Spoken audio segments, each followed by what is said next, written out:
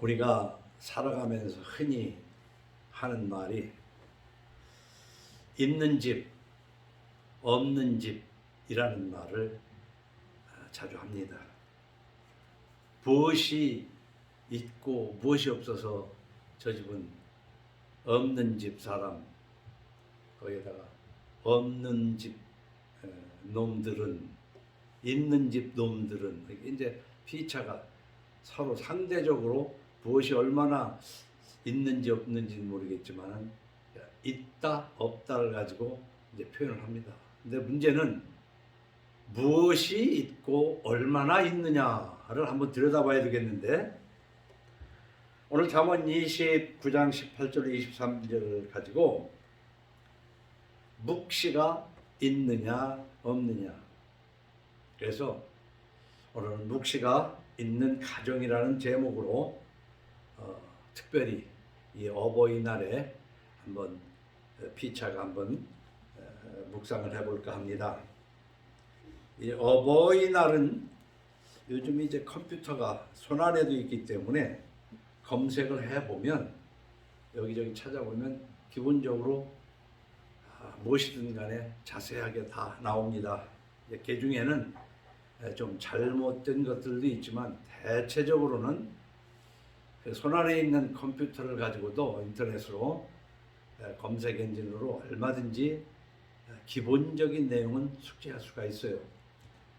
우리가 이 어버이날이라면 미국 웨스트 버지니아 출생 자비스라는 여인이 자기 어머니를 평소에 참 많이 사랑하고 공경하다가 돌아가신 뒤에 정말 내 어머니를 기리는 것 외에도 모든 사람이 어머니를 기렸으면 좋겠다는 것이 이제 핵심입니다. 그래서 내 어머니를 기리는 것은 돌아가시고 난 다음에 내가 할 수 있는 일이고, 살아계실 때도 내가 할 수 있는 일이지만 모든 사람이 어머니를 살아계실 때 잘 공경하고 돌아가시고 난 다음에도 기억했으면 좋겠다 해서 어머니 날을 제정하려고 엄청 노력을 했어요. 그래서 미국의 각계각층에 막 편지를 쓰고 이랬다고 이제 써 있어요. 그래서 어쨌든 이 자비스라는 여인이 그렇게 애를 썼는데 결국은 미국 28대 대통령이 된 윌슨이 1914년 5월 둘째 주일을 이 어머니 날로 제정하게 돼요. 근데 이 윌슨이라는 사람도 고등학교 졸업 때 수석 졸업을 했는데 몹시 가난했어요. 근데 이 어머니가 이 윌슨을 위해서 얼마나 참 수고하고 애쓴 것을 아는데, 자기가 수석 졸업을 하는 그 졸업식장에 어머니가 와야 되겠지만 쉽게 말하면 먹고 살아야 돼. 일을 해야 되니까. 그리고 또 입을 만한 옷도 제대로 없으니까 내가 안 가마 그러는데 그냥 사정을 해가지고 어머니를 그 졸업장에 앉히고, 수석 졸업에 이제 당시 어떤 고등학교를 그렇게 졸업하는데 대통령이 금메달을 줬는지는 모르겠는데 뭐 그런 글도 있어요. 어쨌든 윌슨 대통령도 그 수석을 졸업하면서 받은 금메달을 그 어려운 그 어머니에게 걸어줬다. 그런데 그 사람이 대통령이 되고 난 다음에 마침 이 자비스라는 사람이 수구원 결과기는 하지만은 1914년 5월 둘째 주일을 어머니 날로 결정하게 된 것이 윌슨이니까 그 어머니 날의 그 유래는 이렇다는 정도로 좀 알아봐야 됩니다. 그럼 우리나라 어머니 날은 언제 어떻게 됐는가? 사실 우리나라는요, 권사님들 정도는 아시겠지만 여자들의 지위가 너무 열악했어요.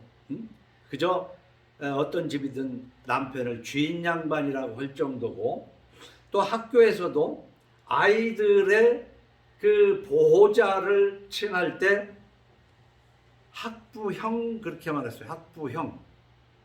학부모라고 말은 한참 뒤에요. 그러니까 어머니는 그런 어떤 문제에 끼는 게 아니에요.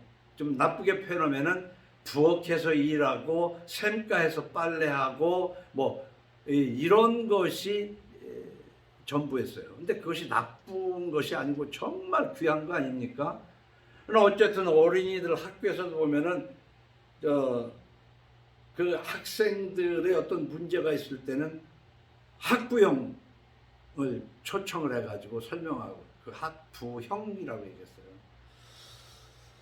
그런데 우리나라는 이제 1956년에 5월 8일을 어머니 날로 지정을 했어요. 어머니 날로. 그러니까 그 열악한 여인들 어머니의 뭔 배려가 이 어머니 날이라는 것으로 학부형, 학부모란 말조차 없었는데 어머니 날을 제정한 것은 대단한 겁니다. 이게 이제 다시 말하면 이 박사 때인데 이 박사 이승만 대통령이 미국에서 그래도 박사학위를 받아가지고 온 사람이기 때문에 그렇게 했다가 1973년 박정희 대통령이 이제 한참 우리나라를 경제적으로 이렇게 세워나가는 무렵인 73년에 어머니날이라는 이름을 어버이날로 개칭을 했습니다. 그러니까 그것도 참 잘한 거죠. 어머니는 학부형이라는 말로 끼지도 못하던 것을 어머니 날을 만드는 것이긴 하지만은 왜 부모를 하면 어머니만 기억을 해야 돼? 아버지도 기억해야 되지. 그래서 뭐 아버지 날도 만들어야 되지 않느냐 한참 그랬어요. 근데 뭐 어머니 날 따로 아버지 날 따로가 아니라 어버이 날로 이 말을 참 잘 조화를 이룬 것 같습니다. 만사 모든 일들은 그것이 발생하게 된 생기게 된 처음 그 유래가 있어요. 왜 이것이 생겼는가? 그래서 우리가 오늘 어버이날이라고 하지만은 어버이날도 지금 미국에서 시작한 지가 100년이 넘었지만 우리나라에서는 56년, 1956년이니까 100년이 아직 안 됐죠. 그러나 어버이날로 그래도 아버지와 어머니가 균형 있게 된 그 날은 1973년이니까 뭐 50년 정도로 보면 되겠어요. 그래서 어떤 일이든지 간에 지금 내가 하고 있는 그것만 봐가지고는 코끼리를 놓고 따지면 어느 한 부분을 만지고 보는 것과 마찬가지입니다. 그래서 우리가 그 우주를 창조하신 하나님을 믿는 사람이라면 세상 사람들과 다르게 그 시종을, 그 과정을, 유래와 변천사를 알으려고 노력을 해야 돼요. 그래야 전반적인 것을 이해할 수가 있다. 우리 한국에서는 예수를 전하는데 오직 예수라는 말을 많이 했어요. 예수만 믿으시오. 사실 우리가 죽음 이후에 천국에 가는 것은 오직 예수입니다. 나로 말미암지 않고는 아버지께로 갈 자가 없느니라 그렇게 말씀했어요. 예수님으로 말미암아 갈 자가 없다. 그럼 여기서 또 설명이 부연할 것이 더 중요한 것이 많습니다. 그래서 오직 우리는 예수 믿습니다. 이 말 한마디로 예수 믿는 걸로 착각하게 되어버린 것이 한국 현실이 아닌가. 그렇습니다. 우리가 죽은 뒤에 구원받는 것은 오직 예수임에는 틀림없지만 오직 예수를 믿는다는 것은 예수님이 내 죄를 대신하여 십자가에 죽으신 것을 믿는 믿음이기 때문에 내 죄가 먼저 선행해야 돼요. 아, 내가 이렇게 죄가 있는데 그런데 도무지 평생 동안 죄진 것이 없고 다 누구 때문에 뭐 때문에 하는 사람은 예수를 믿을 수가 없는 거예요. 믿어봤자 의미가 없는 거예요. 이렇게 자꾸 설명이 필요하기 때문에 길어지는데 우리는 자신의 잘못을 알고 그 잘못을 대신하여 십자가에 죽으신 흘리신 그 피를 믿음으로 내가 용서받는다 말이에요. 하나님과 화목된다는 거예요.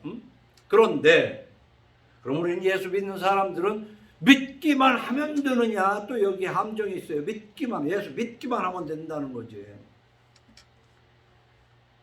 우리는 예수를 내 죄를 대속하신 그리스도라는 것을 믿으면 그분이 창조주라는 것을 믿어야 돼요. 그래서 창조주 하나님을 믿고 경외하면서 그분이 원하시는 계율들이 있는데 그 첫 번째가 부모 공경입니다. 우리가 교회에서도 미국의 자비스라는 사람이 막 얼마나 어머니를 사랑했는지 이렇게 해서 기념원, 그래서 또 계속 5월달이면 이런 얘기를 하지만 우리 어려서부터도 그렇고 얘기가 감동적인 얘기 아니에요. 고려장 같은 얘기를 많이 하잖아요. 고려장. 그 어머니를 지게에 미고 갔는데 손자가 그 지게를 다시 가지고 오고 뭐 이제 그런 들어서 다 알겠지만은, 자, 그러나 우리는 그 자비스라는 사람이 윌슨 대통령이 했다는 역사적인 유래와 변천도 좀 알면 좋지만, 우리는 거기에다가 어머니 날이나 어버이날을 출발 시점으로 잡으면 그건 그리스도인이라고 볼 수가 없어요. 하나님을 믿는 사람은 예수를 믿는다는 것이 바로 뭐냐면, 창조주가 감히 인간으로 오셔가지고 내 대신 십자가에 죽었다는 이 어마어마한 굿 뉴스, 복음을 믿고 부모를 공경하는 것이 믿는 거예요. 자, 그러면 다 그런 건 아니지만은 우리는 케이스 바이 케이스, 경우에 따라 다 다른데요. 예배당을 우리는 보통 교회라고 얘기하는데, 교회를 자주 출석하면서 교회도 봉사하고 형태가 꼭 나쁘다는 거 아니에요? 예배당 자주 들락거린다고 나쁩니까? 거기서 봉사한다고 나쁩니까? 문제는 하나님을 경외하지도 않고 부모를 공경하는 것도 없고 그러면서 교회를 출입하고 봉사하고 거기에 와서 복을 구하고, 구복이 됐든 기복이 됐든 복을 구하고 이러면 그 미신 아니에요? 미신이 달리 미신이 아니에요. 천지간 우주 만물을 만드신 창조주를 믿으면서 그분이 내 죄를 위하여 십자가에 죽으셨기 때문에 이제는 내가 그 창조주의 계명에 따라 첫째 된 계명이 네 부모를 공경하라는 거거든요. 그러니까 크게는 하나님을 경외하고 부모 공경하는 것이 예수 믿는 것의 출발이고 뿌리야. 그것이 없으면서라는 얘기 속에 예배당 들랑거리고 봉사하고 헌금하고 그 미신이지 뭐냐고 말이야. 응? 근데 이런 경우도 있어요. 하나님을 경외하거나 부모 공경 안 하는 것은 말할 것도 없고, 교회 가서 복을 빈다고 뭐 복이 두르나 그걸 유치하게 보고 예배당에 출입하면서도 복을 빌지 않는 사람들도 생각보다 많아요. 그러면 예배당을 왜 다니냐? 그냥 사람으로서 좋은 얘기들을 하고, 그리고 사람들 거기에 가면은 어느 교회에 가면 주로 어떤 사람이 오니까 그 부류들과 친교를 하기 위해서. 응? 예배당에 와서 복 안 비는 사람도 많습니다. 하나님을 경외하거나, 그리고 가정에서도 뭐 부모 공경하는 거 별로 없어요. 때로는 부모를 공경하지만 하나님을 경외하지도 않고 그러면서 복도 빌지 않아요. 그런 사람들은 뭐냐면 그냥 열심히 출석해서 친교를 하고, 그리고 내 삶은 내가 열심히 정직하게 살아가서 내가 내 밥 먹으면 된다. 일견 맞는 말이지만 그러면은 예배당 안 나오고도 얼마든지 열심히 살아도 되거든요. 응? 그럼 그것은 무엇이냐 이 말이에요. 우리는요, 오늘 이 시간에 어버이날에 여러 가지 어버이에 대한 생각할 것들이 많지만 저는 그렇게 해석하고 싶지 않고, 예수 믿는다는 것은 하나님을 경외하고 부모를 공경하는데, 그 부모를 공경하면서 그 가정에 묵시가 있는, 그 묵시가 있어서 그 묵시를 따라 성화하는 가정, 교회를 이루어가는 것이 저는 이 시대의 종교개혁이고 그리스도인으로서 마땅히 해야 할 일이다. 자, 그럼 우리는 말을 하고 말을 들을 때 저게 무슨 뜻이냐를 의문을 가져야 돼요. 모르는 말을 들어도 그냥 아는 것처럼 생각하면서 그냥 지나가. 그건 자기를 속이는 거예요. 그럼 누구에게 물어보든가. 그렇지 않으면은 요즘은 다 손전화가 있기 때문에 손전화에 들어가면은 다 사전이 있어요. 묵시가 뭐냐 도대체. 그런데요, 오늘 18절에 보면 묵시가 없으면 그랬잖아요. 묵시가 없으면. 그럼 묵시가 뭔 줄 알아야 할 거 아니냐 이 말이야, 묵시가. 그런데 내가 보니까 그렇더라고. 몰라도 그렇게 알으려고 하는 사람이 없어. 그럼 성경을 뭐하러 읽어요? 그런 의미를 깨달아야 되는데.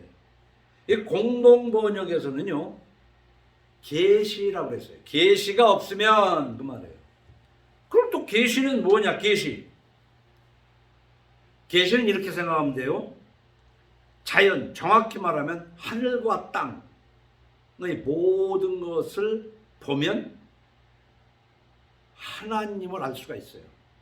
그래서 근데 저는 자연이라는 말에 스스로 자자가 있어서 그건 창조물과 위배되기 때문에 그렇게 얘기하고 싶지만, 어쨌든 창피조물인 이 자연을 보면 그냥 슬쩍 보고 개천이나 보니까 모르지, 이 해가 뜨고 지고 우주의 별들이라든가 조금만 생각해보고 풀 한 포기가 자라고 꽃 피고 열매 맺는 것을 보면 이게 우연히 그럴까? 자연이 그럴까? 해서 이 자연을 통해서 나름대로 하나님을 볼 수가 있어요. 그러니까 하나님과의 관계된 것이, 하나님을 나타내는 것이 계시예요. 그러면 자연, 즉 하늘과 땅이 하나님의 계시이기도 하고, 그러나 많은 사람들이 알긴 좀 그래요. 그 다음에 역사를 쭉 공부해 보면 그 어떤 패턴이 있어요. 어떤 때 흥하고 어떤 때 망하는가. 그래서 역사도 통해서도 하나님의 계시, 하나님을 알 수가 있어요. 근데 보다 더 확실한 것은 뭐냐? 성경 66권이다. 그래서 오늘 묵시가 없으면 그랬는데 공동번역에서는 계시라고 했는데, 계시는 내가 덧붙여 설명하자면 자연과 역사와 확실한 것은 성서를 계시라고 하는 거예요. 성서 전체가 계시입니다. 그런데 킹제임스 버전을 보면 비전이라는 말 썼어. 비전. 우리가 흔히 그냥 비전 그러잖아요. 그럼 이 비전을 사전에서는 뭐라고 표현하고 있냐면 시력, 시각, 보이지 않는 것을 마음속에 그리는 상상력, 비전이다 이 말이야. 보이지 않는 것을 마음속에 그리는 상상력. 그걸 한자를 써가지고 또 선견이다, 이게 통찰력이다. NIV 성경에 보면 레버레이션, 곧 천계, 계시 종교, 성경, 요한계시록, 바로 이렇게 설명을 했으면 우리는 여기가 묵시가 없으면은 계시라는 말로도 표현할 수 있지만, 보이지 않는 것을 마음속에 그리는 상상력, 선견, 계시 종교의 성경, 뭐 이런 것으로 볼 수가 있다고요. 그러니까 그런 것들, 지금 여기서 뭐라고 딱 얘기할 수 없지만 좀 더 짧게 표현하면 우리가 가지고 있는 성경 속에서의 하나님의 뜻인 율법 모든 것이 계시야. 율법이 아니고라도 죽고 병들고 망하는 것이 성경 전체적으로 볼 때 그 원인이 있거든요. 하나님과 관계 속에서. 그걸 통해서 이럴 때는 망하는구나 계시를 받는 거지. 그러니까 그 계시에 속하는 성서의 말씀이 없는 묵시가 없으면 이라고 오늘 18절 처음 지키고 있다 이거야. 묵시가 없으면. 그러면서 묵시가 없으면이라고 얘기를 했는데 뒤를 조금 더 읽어보면 백성이 방자히 행하거니와 율법을 지키는 자는 복이 있느니라. 대칭 구조잖아요. 묵시가 없으면 그렇고 율법을 지키는 자는, 그러니까 다시 말하면 묵시가 율법이라는 설명을 하고 있어요. 여기에서 이 자체에서. 그런데 뭐예요? 그런 율법이 있으면 없으면 백성이 방자히 행하거니와, 이것도 뭐 꼭 맞는 말은 알지만 까불고 건방 떨지만 이 묵시가 없으면, 율법이 없으면 까불고 지 마음대로 한다는 얘기지.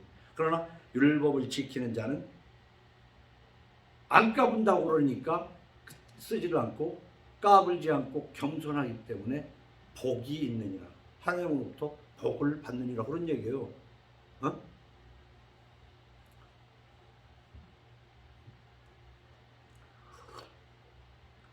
율법을 지키는 자는 복이 있느니라. 우리가 예배당에 모여서 예배드리는 목적은 첫째는 피조물로서 당연히 하나님을 경배해야 되기 때문에 경배하는 것이고, 또한 그런 행위와 삶 속에서 율법을 가지고 지키기 때문에 지킴으로 하나님이 복 주신다고 믿는 믿음이 그게 뒷장에 있어요. 근데 예수만 믿으면 교회만 다니면, 교회 다니면 천국 간다고 그러잖아. 교회 다니면 복 받는다고 그러잖아. 이게 얼마나 잘못됐는가. 그래도 우리는 그렇게까지 되는 사람은 없지만 아직도 예배당에 들어가는 사람들, 많은 사람들을 보면 바로 거기에 함몰되어 있어요. 잘못된 것에. 그러면 율법은 다시 말하면 성경인데, 성경의 율법으로 죄를 폭로하는 거예요. 죄를 드러내는 거예요. 그게 바로 마치 거울로 표현하잖아요. 내가 어디 좀 나가려고 그러면 좀 깔끔하게 해야 되는데 거울 앞에 서야 머리가 반듯한지, 화장이 제대로 됐는지, 옷은 정갈하게 단정하게 입었는지 봐야 되니, 안 보고도 대충 알 수는 있어요. 이렇게 손으로 하고 이렇게 할 수도 있지만, 그러나 거울을 보고 정교하게 하는 것처럼 뭐 성경을 안 읽어도 대충 에이 그거 나쁘지, 그러면 안 되지 하는 거 알아. 그러나 성경을 봄으로써 그렇게 나쁜 것이 아닌 줄 알았는데 이거 하나님 뜻이 아니구나 하는 걸 깨달아가는 것이 성화단 말이에요. 성화. 그러니까 묵시가 없으면 대칭으로 율법을 지키는 자는, 율법만 있으면 뭐예요? 그건 지키는 거지. 율법 중에 최고의 율법은 예수께서 나를 위하여 십자가에 죽으셨다는 그 믿음이 첫 번째예요. 그보다 더 큰 율법은 없어. 그러나 그 율법을 믿은 자는 그 뒤에 율법도 지켜나가야 되는데, 하나님을 경외하고 부모를 공경하는 것이 율법 중에 율법의 맨 앞에 있어. 그래서 표현하기는 좀 그렇지만 십계명의 두 돌판으로 놓고 보면 한 돌판과 두 돌판이니까 어떻게 보면은 이쪽에 5, 이쪽에 5 있어야 할 것 같지만은, 예수를, 하나님을 외에 다른 것을 섬기지 말아야 되는 것과 함께 네 부모를 공경하라가 한쪽에 있어요. 하나님으로. 그러니까 네 이웃 사랑하라는 것이 하나님 공경 바로 밑에 있고, 그 다음 이쪽에는 이웃을 사랑하기 위해서는 살인하거나 거짓말하거나 간통을 하면 안 되지. 너무 탐내고 빼앗으려고 해도 안 되고. 이런 구조적으로 볼 때 율법을 지키는 자가 복이 있지, 예수 믿으면 복 받는다는 미신에 속지 말아야 돼요. 예수 믿으면 복 받는다는 것을 제대로 알지 못하고 예배당 들랑거리는 것이 미신이다 그 말이에요. 출애굽기 20장 6절에 자, 우리가 복을 받으려면 어떻게 해야 되냐? 복 중에 최고의 복은 예수를 믿어서 하나님으로부터 용서받는 복보다 더 큰 복은 없습니다. 그리고 예수 믿어서 용서받은 사람은 죽어서 영원한 천국에 갈 수 있지만 그 사람은 예수 그 믿은 것만 가지고는 안 되고 주님의 계명으로 증명해 나가야 돼. 삶 동안에. 그것이 나를 사랑하고 내 계명을 지키는 자에게는 천대까지 은혜를 베푸느니라. 이 복받는 비결이 여기에 써 있는데 하나님 경외하는 것은 까먹고 교회 생활 열심히 하면 복받는다고 착각하지 말아라 이 말이야. 근데 이렇게 하나님을 경외하면서 모이는 자리에 가가지고 하나님을 경외하는 사람들 도와주고 봉사하는 것은 더 좋은 일이지. 그 문제는 그것이 빠졌으니까 하는 얘기다. 학교를 열심히 빠지지 말고 개근을 해야 되지만 책가방 잘 싸들고 가서 공부를 열심히 해야지. 학교만 열심히 가가지고 공부 시간에는 자고 쉬는 시간에 까불고 친구들하고 몰려다니고 오는 게 학교 다니는 거예요? 아니지 않느냐 이거야. 나를 사랑하고 내 계명을 지키는 자에게는 천대까지 은혜를 베푼다. 그리고는 네 부모를 공경하라. 그리하면 네 하나님 여호와가 네게 준 땅에서 네 생명의 길이라. 우리 흔히 잘 먹고 잘 살고 쩌지만 다들 몇 살까지, 어려서는 내가 몇 살만 살아도 될 것 같지만 나이가 들면 들을수록 몇 년 더 살고 싶지 당장 죽고 싶지 않잖아. 그래서 거짓말 중에 거짓말이 늙은이가 난 빨리 죽고 싶다고 하는 게 거짓말이라는 거 아니야. 어? 장사가 믿지고 판다는 거. 믿지고 팔 수 있어요. 어? 처녀가 시집 안 간다는 거. 그래? 근데 시집 안 간다고 정말 할 사람도 있어. 그러나 빨리 죽고 싶다는 것은 거의 거짓말. 진짜 또 죽고 싶은 사람도 있겠지만은, 그런데 오래 사는 것이 인간의 소망이에요. 네 생명이 길리라 그랬잖아. 이게 뭐하고 연결됩니까? 네 부모를 공경하는 거다고. 그러니까 예수를 믿으면서 하나님의 말씀에 입각해서 하나님을 경외하고 부모를 공경함으로 복을 받아야 될 거 아니에요. 그런데 부모 공경하는 문제에서도 신명기에서는 거기다 하나를 더 붙였어요. 너는 네 하나님 여호와께서 명령한 대로 네 부모를 공경하라. 그리하면 네 하나님 여호와가 네게 준 땅에서 네 생명이 길고, 출애굽기에 성경보다는 하나를 더 붙인 것이 네 생명이 길고 복을 누리리라. 그러니까 이 복도 해석을 해야 돼. 도대체 이 복이 뭐냐? 그러나 사람들은 지금 이 시대에 갈 때는 복은 뭐니 해도 머니거든. 돈. 그리고 해석에 따라서 돈. 그러니까 한번 보십시오. 요즘 드라마 보면서 느끼는 거지만 엄청난 돈을 가지고 시설을 해놓은 집에서 좋은 차를 타고 마음대로 돈을 쓰지만 그 하는 걸 보면은 아주 유치하고 거짓말을 밥 먹듯이 하고 그 저렴한 인간이다 이거야. 이게 복이 아니야. 진정한 복은 그러나 우리가 이 자본주의 속에서 별로 논리적으로는 그렇게 하지만 비록 단칸방에서 살지라도 서로 사랑하며 남들에게 손가락질을 받지 않고 착하게 사는 것이 복인 것임의 사실이라도 그걸 원하지 않아. 예수 믿는 사람들도 보면 에이 좀 어떻게 뭐 그렇고 그렇더라도 일단은 남들 보기에 뭐 이렇게 잘못 이 자본주의에 함몰돼 버렸어 우리가. 응? 그러니까 한마디로 해서 부자는 천국에 못 간다고 그랬는데 부자면서도 천국은 가고 싶은 것이지. 그러려면 우리가 어떻게 부자로서 사람으로서는 할 수 없지만 하나님으로서는 하실 수 있다고 그러는데 내가 부하면서도 하나님 뜻에 합당한 삶을 살 수 있을까에 대해서 고민하는 것이 그리스도입니다. 근데 에베소서에 보면 여러 번 설명하는 거지만 우리는 성경을 죽는 날까지 반복해서 읽어야 돼. 자녀들아 주 안에서 너희 부모에게 순종하라. 이것이 옳으니라 그랬어요. 옳으니라. 어? 오래 살고 복을 받고 뭐다 옳다. 네 아버지와 어머니를 공경하라. 이것은 약속이 있는 첫 계명이니 이로써 네가 잘 되고 땅에서 장수하리라. 또 아비들아 너희 자녀를 노엽게 하지 말고 오직 주의 교훈과 훈계로 양육하라. 주의 교훈과 훈계 그걸로 양육하라. 이게 뭐야? 묵시란 말이에요. 오늘 이 어버이줄에 정말 이 어린이날도 어버이날도 사실 형식화되어 버렸기 때문에 이거 폐지해야 된다고 난 개인적으로 주장하는 사람이야.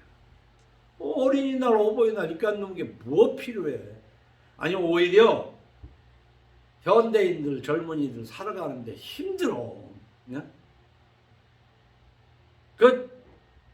다 살아가면서 그러지만은 한번 생각을 해봐요. 애는 하나나 둘밖에 안 낳는데 하나가 양쪽 부모 다 살아있으면 네 사람 생일 챙길랴 어버이날 챙길랴 제사 챙길랴 뭐 챙길랴. 이거 폐습이야 폐습. 옛날 제사 비드덕하면서 제사 지내던 시절처럼 폐습이다. 난 그렇게 봐요.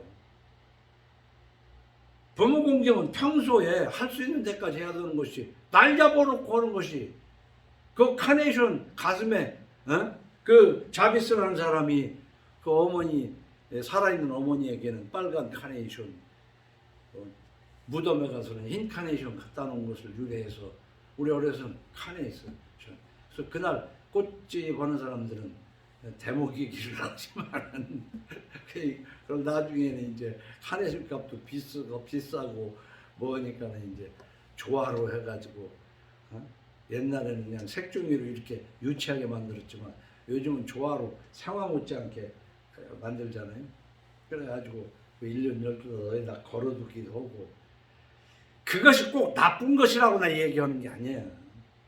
기본적으로 하나님 앞에 인정받을 수 있는 하나님을 경외하는 것, 부모를 공경하는 것이 그것이 뭐 이렇게 저런 모양으로 나타나야 되는데 그 어버이날 하루 뭘 어떻게 하면 어린이날 하루 그 뭐 어떻게 하는 거 그럼 어린이날은 지금 그 유래와 변천사를 보게 되면은 그 필요 없다. 워낙 그 참 열악한 시절에 어린이들을 위해서 만든 날이기 때문에 지금은 어린이날 정말 없어야 된다. 난 그 개인적인 주장이에요.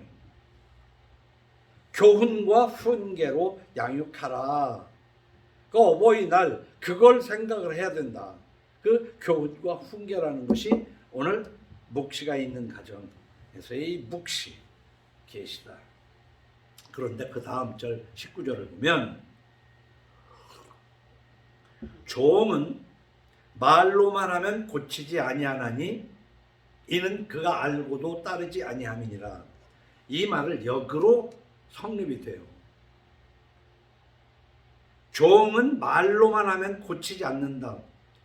다시 얘기해서는 말로만 하면 고치지 않고 두들겨 패야나 조금 듣는 것 같으면 종이야. 종. 이게 종도요. 긍정적인 측면이 있습니다. 하나님의 종, 국가의 종복.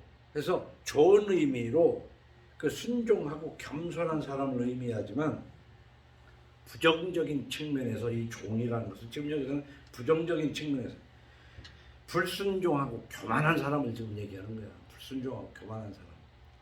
자, 오늘 이 가정의 달에 이 가족끼리 부모 자식 간에 자식이 돼야 되는데 종처럼 말로 해가지고는 안 고쳐져. 그럼 부부 간에도 마찬가지고 부모 자식 간에도 마찬가지고 형제 간에도 뭐네. 말로 해가지고는 안 고쳐지고 그저 고성을 해야 되고 쌍소리를 해야 되고 그냥 매가 가야 되고 하는 정도. 이 훈계로 양육하는 것도 조용히 말로만. 근데 우리 가정의 달에 정말 나는 권하고 싶은 것이 뭐냐면 엘리 제사장 홈니와 비느하스가 있었는데 그 엘리 제사장이 하나님의 노여움으로 그 두 아들과 아버지가 같은 날에 하나님의 노하심으로 죽었잖아요. 그 가정에서 그것도 생각해요. 왜냐? 훈계를 아이들에게 잘해야 되는데 끼끗한다는 것은 얘들아 그리 말라 뭐 이 정도하고 도대체 그러니까 엘리가 전혀 훈계를 안 했다고 볼 수는 없어요. 얘들아 그리 말라 했어. 근데 말을 안 듣잖아요. 그런데 성경은 뭐라고 하냐? 매를 아끼면 자식을 미워한다고 그런 말씀을 이 제사장이 몰랐나 봐. 이 목사가. 요즘 그 김혜자 권사가 나와서 하는 얘기가 아동폭력 방지하기 위해서 아이들은 꽃으로도 때리지 말라. 그러니까 폭력하지 말라는 의미지만 꽃으로도 때리지 말라. 보통 다 의견 차이가 있어요. 애들 때린다고 되나? 그러니까 너는 너대로 하고 나는 기준이 뭐냐? 성경 기준으로 볼 때 때릴 땐 때려야 된다고 성경에 써 있는 것을 주장하는 사람이야. 그런데 자식 입장에서 보면은 맞아야 하나 말 듣는 것은 자식이 아니라 종이다 그 말이야. 종. 노예다. 강해를 그렇게 해요. 19절에 보면 종은 말로만 하면 고치지 아니하나니 이는 그가 알고도 따르지 아니함이라. 모르는 게 아니야. 모르는 게 아니라고. 말로만 해가지고. 시편 49편 20절엔 이런 말이 있어요. 존귀하나 인간이 존귀해요. 누구나 다. 깨달지 못한 사람은 멸망하는 짐승 같도다. 이건 종 정도로 표현하는 게 아니라 멸망하는 짐승. 개돼지다 이 말이지. 개새끼 돼지 새끼라는 얘기예요. 하나님은 깨달지 못하는 그들을 독사의 자식이라고 얘기했지만 여기는 멸망하는 짐승 같다. 잠언 13장 24절에 매를 아끼는 자는 그의 자식을 미워함이라. 자식을 사랑하는 자는 근실이 징계하느니라. 이게 참 자녀를 학교에서도 이 매를 돼야 되느냐 안 돼야 되느냐. 그 교사가 화풀이로 애들을 막 후드려 패는 거, 그건 있어서는 안 되는 거지. 그럼 부모도 마찬가지예요. 부모도 마찬가지야. 그러나 안 듣는데 그리 말하라 해가면서 개돼지 되는 것을 보고 매를 아끼면 그건 자식을 진짜 사랑하는 것이 아니라고 하나님은 말씀하고 있다 이 말이에요. 이건 여러 번 이 자리에서 한 얘기지만은 각자 자기 기준에서 살면 되는 거예요. 가정마다. 그러나 성경을 기준으로 해서 살 건지 그냥 세상의 논리로 김혜자 권사지만 꽃으로도 애들을 때리지 말든지. 그래서 우리는 그럴듯한 얘기, 그러니까 성경 원문이 뭐라고 얘기하는가를 읽으면서 판단해야 되는 것이 예수 믿는 것이다. 21절을 보면요, 자식을 교육하는 데 있어서 21절을 다 같이 한번 읽어봐요. 종을 어렸을 때부터 곱게 양육하면 그가 나중에는 자식인 채 하리라. 그렇잖아요. 종도 그냥 인격적으로 대접해주고 머슴인데 자식은 아닌데 인격적으로 대접하고 이렇게 하면은 나중에는 오냐 한다. 근데 이거를 꼭 종이라고만 생각하면 안 돼요. 집안, 가족, 혈육인데, 우리말에 손자를 귀여워하면 할아비 뺨을 친다는 말이 있어요. 손자를 귀여워하면 수염이 뽑힌다는 말도 있어요. 그리고 이 세상에서는요, 회사에서도 혈육이 아니지만 사장이 온순해가지고 그 밑에 뭐 이사가 됐던 부장, 과장이 됐든 간에 그냥 실수를 했어도 다음에는 잘하면 되죠. 이러면은 이 사장은 내가 그냥 갖고 놀아도 되겠구나. 그 회사 망하지. 잘했을 때는 보너스 팍팍 주고 못했을 때는 팍팍 감봉하고 딱 이러면 무서워서 서요. 이 세상은요, 상벌이 확실하지 않으면 어떤 집단이든지 간에 시간이 가면 망하게 돼 있는 거예요. 잘한 자에게 상을 주고 못한 자에게 벌을, 못한 값을 해줘야 되는 거야. 근데 못해도 벌 받지 않고 잘 먹고 잘 살고 잘해봐야 여기저기에 띠끼고, 우리가 사업을 하는 걸로 봐요. 뭐 빽이 있는 사람은 막 부정해가지고 돈을 벌어도 누가 뭐라고 얘기 안 하고, 원래 원칙대로 사업을 하는데 공무원들이 와서 이렇게 뜯어먹고 저렇게 뜯어가고 하는데 남을 게 없고, 혹시나 잘못하게 되면 막 그냥 몇 배의, 예수 믿고 사업한다는 것은 이 땅에서 거의 불가능해요. 남들처럼 촌지도 좀 줘가면서 공무원이 와서 감사하고 그럴 때 그거 안 하고 난 원리 원칙대로 한다, 그게 안 되거든. 그러니까 뭐 그냥 수십 배의 벌금도 떨어지고, 예수 믿고 돈 벌으려고 하다가요 어려웠다. 난 실험적으로도 한번 해봤어요. 그러나 21절에 뭐라고 했어요? 종을 어렸을 때부터 곱게 양육하면, 이것도 자식으로 봐요. 자식으로 하면서 이것을 의미를 깨닫기 위해서는 종을 어려서부터 했더니 이게 주인 행세하네? 주인 행세. 지금은 식물하는 거 안 하지만 옛날에는 식물을 대접해주면 안주머니 누르고 그 집 주인하고 붙어 먹잖아. 그래서 신부가 안방 차지하는 경우 많아요. 인물 좀 반반하고 아주 이렇게 하게 되면은, 그 역사 사극을 보면은 다 그런 거 아니에요. 종을 종을 어렸을 때부터 곱게 양육하면 그가 나중에는 자식인 채 한다고 그랬단 말이에요. 이 자식은 뭐냐면 권리를 주장하는 거야. 부모에 대해서 자식으로서 권리가 있거든. 그러니까 자식을 어렸을 때부터 맺지를 안 하고 하나님의 말씀으로 하지 않고 그냥 오냐 하고 기르고가면 나중에는 권리만 주장한다.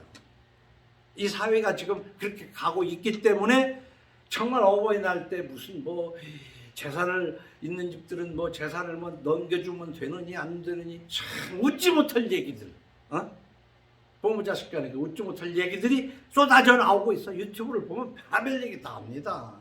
꼭 누구하고 만나서 얘기 안 해도. 그러니까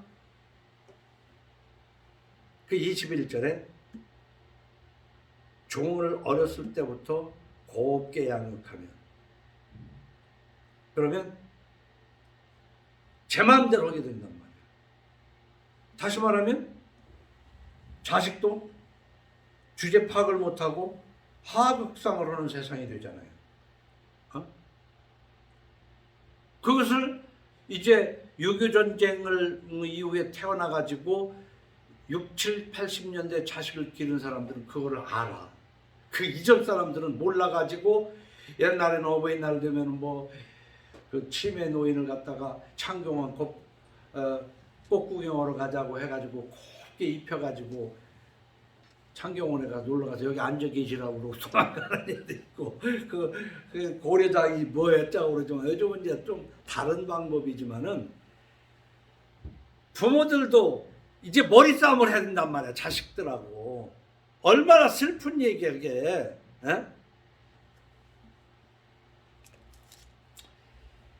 자, 그러면서 가정 속에서 22절 가지고 한번 해보면 노하는 자는 다툼을 일으키고 성내는 자는 범죄함이 많으니라. 사람이 교만하면 낮아지게 되겠고 마음이 겸손하면 영예를 얻으리라.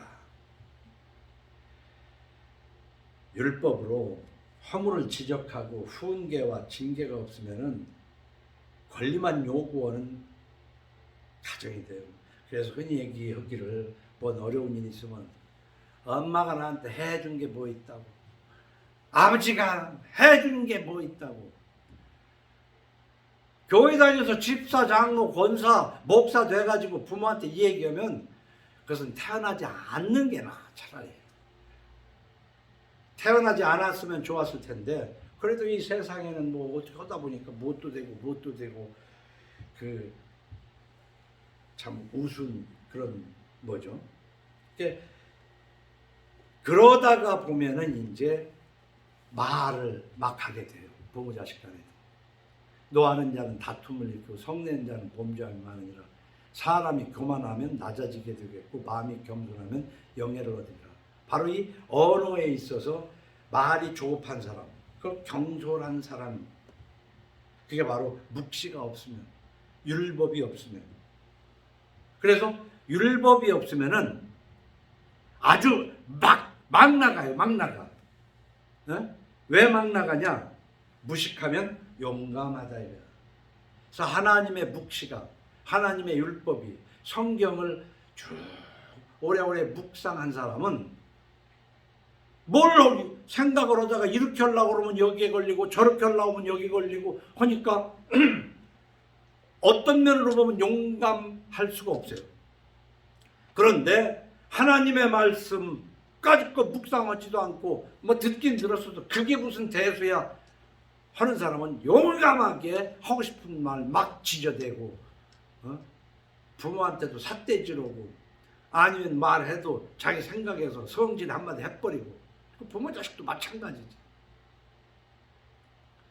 그럼 이걸 조합해서 볼 때 종을 어렸을 때부터 곱게 양육하면 그가 나중에는 자식인 채 하고, 네가 말이 조급한 사람을 보느냐 그보다 미련한 자에게 오히려 희망이 있느냐를 이렇게 해서 자식도 어떻게든 큰 소리 안 듣고 심지어 매맞지 않으면서도 훈계를 잘 받아들인 자식이 되면 얼마나 좋아요.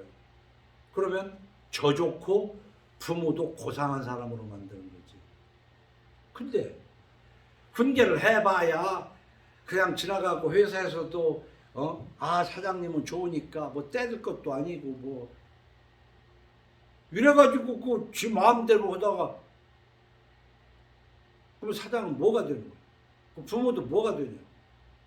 그러니까 자식이기 때문에 큰 소리 내고 성내고 매질을 하고, 그러면 또 일반적으로 볼 때 이 가정폭력이라고 볼 수도 있는 거예요. 그러면 이게 악순환이 되는 거예요. 그래도 성경은 매를 아끼는 자는 그 자식을 미워한다고 분명히 써있다 이거예요. 그리고 때릴 때 이게 내가 폭력인지 화풀인지 묵시가 있으면 잘 생각해서 누가 뭐라고 해도 때릴 건 때려야 되겠다고 판단했으면 꽃이 아니라 몽둥이로라도 때려야지. 난 그렇게 해석을 해요, 성경을. 그래서 우리는 교만과 겸손을 알아야 되거든요. 교만과 겸손. 무엇이 교만이고 무엇이 겸손인지를 알아야 돼요. 근데 무엇이 교만이고, 사람들은 교만하면서 그게 자존심인 줄 알아요. 사람이 교만하면 낮아지게 되겠고 마음이 겸손하면 영예를 얻으리라. 무엇이 교만하고 무엇이 겸손한 줄만 알아도 그 예수 믿는 사람으로서 점수가 괜찮은 거예요. 이 교만과 겸손을 알으려면 저는 그렇게 생각해요.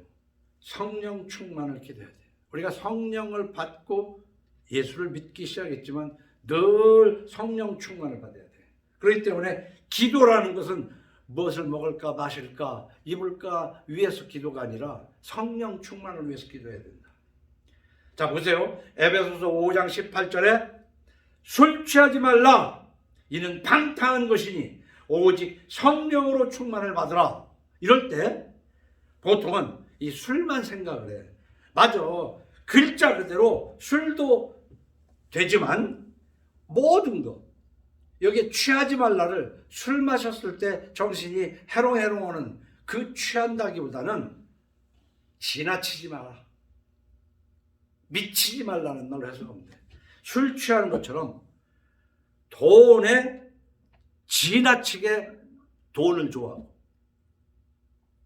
지나친 것을 지나서 돈에 미치지 말고 이 취한다는 말을 지나치지 말라. 미치지 말라. 그런데 요즘 세상은 사람들이 술 취하는 것 외에 어떤 뭐에 누구는 섹스에 지나치고 미쳐 돌아가고 돈에 지나치고 돈에 미쳐 돌아가고 그 나름대로 자기는 그것을 취임이나 레저라고 그러지만 미쳐 돌아가는 부분이 많아. 도박에 미쳐 돌아가고 코인에 미쳐 돌아가고 주식에 미쳐 돌아가고 지나치다 이 말이야. 성경으로 해석하지 않으면 다 미워해. 그 도박하는 것도 경제행위라면 경제행위지. 벌어가지고 살림살이 보태면 되잖아. 그래서 디모데 후서 3장 1절에서부터 7절을 소개하고 마치려고 합니다. 너는 이것을 알라. 말세에 고통하는 때가 이르러 사람들이 자기를 사랑하며, 자 보세요. 우리 예수 믿는 사람일수록 자존감을 갖기 위해서는 자기를 사랑해야 돼. 자기를 학대하면 안 돼. 자학하면 안 돼. 그러나 이게 술 취하듯이 지나치고 미쳐버려가지고 저만 사랑하고 저밖에 몰라. 완전 저밖에 모르는 미쳐 돌아가. 이게 사람들이 자기를 사랑하며 언제? 말세에. 돈을 사랑하며. 돈? 우리가 돈을 추구해야 직장도 다닐 수 있고 사업도 할 수 있고 돈 욕심이 있어야죠. 근데 이게 지나치고 미쳐버린단 말이에요. 돈을 사랑하며 자랑하며. 우리가 자랑거리가 있어야 할 거 아니에요. 자랑거리 없는 것이 그게 뭐 자랑입니까? 자랑해야 돼. 나 이렇게 열심히 운동도 하고 건강을 지키고 있다. 그러나 그게 지나치고 미쳐버리면 그저 자랑에 미친 사람들. 자랑에 미쳐도 안 돼. 자랑에 미쳐도 꼴불견이지. 적당히 자랑해야지. 적당히. 네 입으로 자랑하지 말고 남이 칭찬하게 하라는 거 아니에요. 응? 다 설명할 수가 없고 벌써 15분 됐으니까 끝내야 되는데 우리가 그냥 원문대로만 그래. 너는 이것을 알라.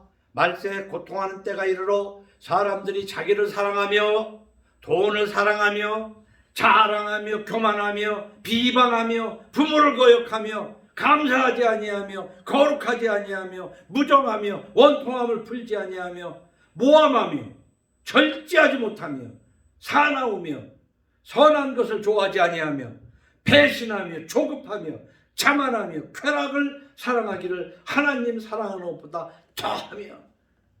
마지막으로 이 쾌락 한마디 더 얘기하고 나면 사람 즐거운 것을 찾는 건 당연한 거요. 근데 그 쾌락을 하나님 사랑하는 것보다 더 사랑하고, 이 쾌락도 적당히 누리는, 인간이 즐거움이 있어야 될 거 아니에요. 쾌락이 나쁜 게 아니에요. 근데 지나치고 쾌락에 미쳐버린, 예수 믿는다고 그러면서 지나치고 미치는 것은 무엇이든 잘못된 거예요. 그래서 사자성어 과유불급이라는 말을 모든 것에 우리가 먹어야 살지. 근데 지나치게 배부르면 어때요? 그 한 끼만 지나치게 배부르면 모르지만 계속 누적되면은 온갖 잡병이 다 오잖아요.